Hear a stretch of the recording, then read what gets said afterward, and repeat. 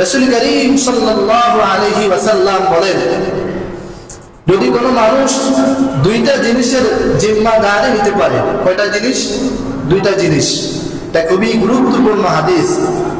নবী বলেন, যদি কোনো মানুষ দুইটা জিনিসের জিম্মাদারি নিতে পারে, তবে আমি নবী মুহাম্মদুর রাসূলুল্লাহ তার জান্নাতের জিম্মাদারি নিব। সুবহানাল্লাহ।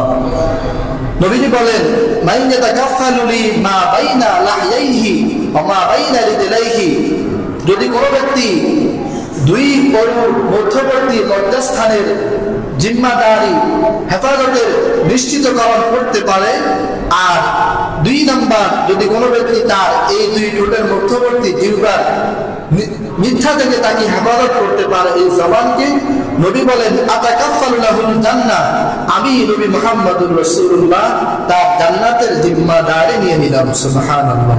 এই দুইটা জিনিস।